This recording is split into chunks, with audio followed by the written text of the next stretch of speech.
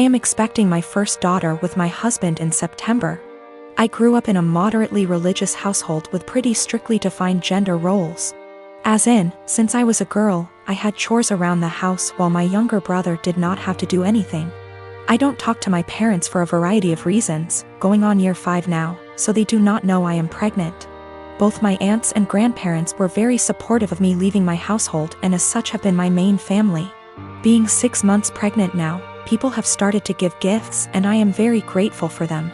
We have decided that we don't want our daughter to be surrounded by pink everything with only girl things.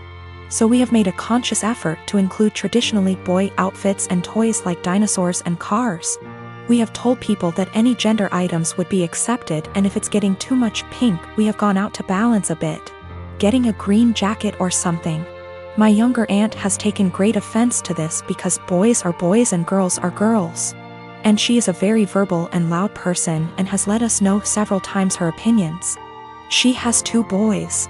At my baby shower, my older aunt gifted us a book called Goodnight Construction Site and a little stuffed truck.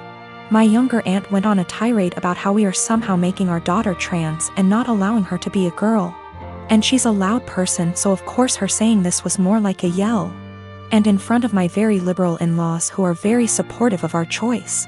Pregnancy hormones took over and I grabbed the toy, gave it to my younger aunt and asked her what part of the penis was needed to operate this toy truck. She yelled that's not what she meant and left. The rest of the baby shower went fine, but it was a bit awkward after. Since then she has been blowing up Facebook where a bunch of people agree with her that I am making my daughter trans, and have been telling me that I was an asshole. The rest of my think what we are doing is fine, but that I shouldn't have handled it that way. I do not care if she ends up loving pink and unicorns etc., we will get her them then. I just was trying to balance out the sheer amount of pink items we were getting from friends and family. Almost every single gift has been heavily pink or girl influenced. To the point where she would not be dressed in anything but pink if we did not go out and buy some more boy things. I also am generally not a person who argues. But I feel like a bit of an unholy because I intentionally said this as deadpan serious as I could and with the intent to embarrass her in front of our family members present. My delivery and question did have the intended effect and she went quite red before leaving. This was also the first transphobic comment I've ever heard out of her mouth. While we all grew up quite conservative, my older aunt coming out 27 years ago really changed my family's perspective. My grandparents have changed from what they previously viewed and my aunt was always supportive of my other aunt. My younger aunt always wanted a girl. So I thought she was just trying to act out her fantasy girl with all her gifts and preferences. My boyfriend's mom makes these amazing cookie bars. She makes them for the holidays and family gatherings and people always request that she brings them. I asked for the recipe once and she laughed and said no, that it was hers and she doesn't give it out to anyone. I dropped it and never asked again. I started baking a lot during the pandemic. It's been fun for me in my downtime. I decided with my free time to try to recreate the cookie bars my boyfriend's mom makes. I pulled up recipes that sounded similar from online blogs and started baking and tweaking. It took about 5 recipes and batches, but I finally nailed it down. Her secret recipe ended up essentially being a cookie bar known as a Carmelita. I then decided to make it my own and improve it to my tastes. I used higher quality chocolate, made sauce with local homemade caramels, used flaky sea salt on top, vanilla bean paste instead of extract, added a pinch of this fantastic organic cinnamon I had on hand. The results were over the top delicious. My boyfriend declared they are better than his mom's and he finished off half a pan in 2 days. He was FaceTiming with his mom Saturday and eating one. She asked what it was and he said, one of your caramel bars. Joe found a recipe online but made it even better. She lost it. She started yelling about how awful I was for making her cookies and how I had no right. He told her that she was overreacting and quickly ended the call. She started blowing up my phone with nasty texts about what an asshole I am. I explained to her that I found the recipe I used online where it was very public. I had actually tweaked that to make it more my own. And that I wasn't ever planning on bringing them to an event she's at, so I did not see what the big deal was. She didn't care. She called me names and told me I was wrong for baking a recipe that I knew was similar to hers. She isn't speaking to me or her son. While I don't think my boyfriend should have made the comment about how I made it even better to his mom. Taking that out of the equation, she thinks I'm an asshole for even making them to begin with. I disagree, but from the texts from her and a couple other family members of hers, they think I crossed a line. My husband had a serious injury weeks ago. He's bedridden and his family come to see him every day. Mother-in-law keeps drilling what I need to do to make my husband comfortable but does nothing to help. Just visits every day and sits around expecting to be fed and entertained. Sometimes Bil, his wife and kids join them and turn the house into a mess. Yesterday Mil, her husband and son came again. They checked on my husband then went to sit in the living room for hours. I served them coffee and croissant. Hours later my husband threw up again, second time. I had to take care of changing his clothes and cleaning the sheets to avoid infections. I was exhausted. I came downstairs and mother-in-law looked at me and asked, "Hey, where's our dinner?" I was shocked that after seeing me go up and downstairs many times and cleaning and bringing new sheets and running the washing machine that she'd expect me to prepare dinner.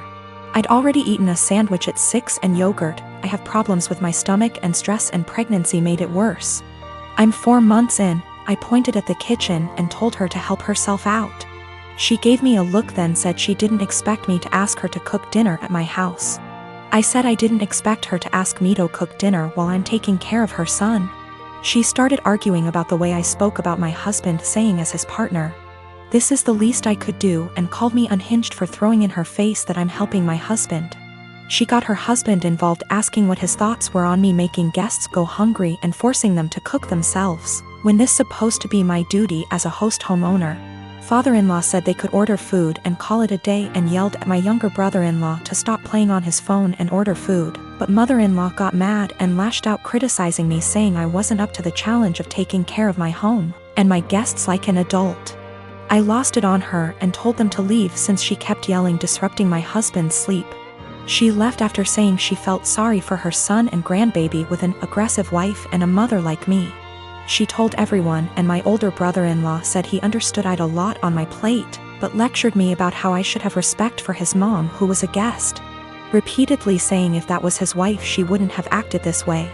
And that I shouldn't use taking care of my husband against them.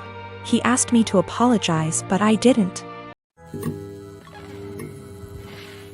Background: my grandparents have always been a big part of my life, as have the rest of my family. They had 5 children, including my father, and 13 grandchildren, 6 great-grandchildren. My grandparents are quite rich. They had 3 businesses until last year when my grandfather died. I am the child of my grandchildren and have always been very close to them. My grandma used to babysit me until I could go to kindergarten. I wrap Christmas presents for her every year. I decorate their house, and I worked at their bar on Fridays in college, no pay, as they are too old to do these things themselves. All this was offered to my cousins, but they never helped. My grandparents ran a show horse farm for over 40 years. It was what my father took with him and I quickly began to love. I used to go every weekend with my grandma up until high school when I started studying. Even though I don't ride horses anymore, my dad and I go to clean the stalls and look after the horses every week when my grandparents are away on trips. Usually once every 2 months. My grandparents were a huge part of my life. Problem: my grandmother died 4 weeks ago. It was devastating. My grandmother left my aunts, uncles, and dad about $85,000 each. Money for which she and my grandfather worked very, very hard. It was expected. What was not expected was that they would leave me just over $45,000 along with some other valuables. I was honestly shocked. All my cousins received about $2,000 each and a few trinkets. Obviously you can see where it was going. My aunts and uncles were at the reading when I was told, so they told their children. Everyone except the parents is furious. My cousins, who are already adults, demand that I divide them equally. I don't feel like I should. I was very close to my grandparents and did a lot for them, but it's hard. My family is very tight-knit and we have holidays / monthly parties / dinners / etc. together, every year. I never expected money to tear us apart. This money can change a lot for me. I could pay off my $10,000 student loan and put the rest into my upcoming wedding / future kids / savings account. A small part of me wants to share it equally, just to have everyone together. But there was a reason they left this to me. They didn't do it to hurt anyone. I was the only one who visited them and helped them. None of them took the time to see them, except for family gatherings. But no one understands this except my parents. It seems to me that I alone destroy the family. My aunts and uncles won't talk to my father until I split the money, and my cousins won't talk to me. I only have a student loan and a car payment, so I don't have much debt, but it could give me a comfortable future. They all keep throwing in my face that they have families, house payments, college to pay for, etc. They keep saying I've been planning this for a long time, but I really didn't. I loved my grandparents. My fiancé tells me to forget about them and do what's best for me, but I'm a big family man. I don't want to split the money, that could really help me, but I feel like they can play with me, forcing me to choose between them and this. My parents also want me to keep the money for myself, as they think my family members are being ridiculous and demanding it. Is it right for me to keep that much? I feel like I deserve it. Is it right for me to put this money on my family? Or are the people I've been so close to all my life taking advantage of me? $45,000 versus $2,000 is a huge difference. P.S. There is more in the will than I explained. Houses, classic cars, horses, farm, land, CDs, etc. The cashback / checking accounts I was given is the only thing that seems to be a problem for everyone.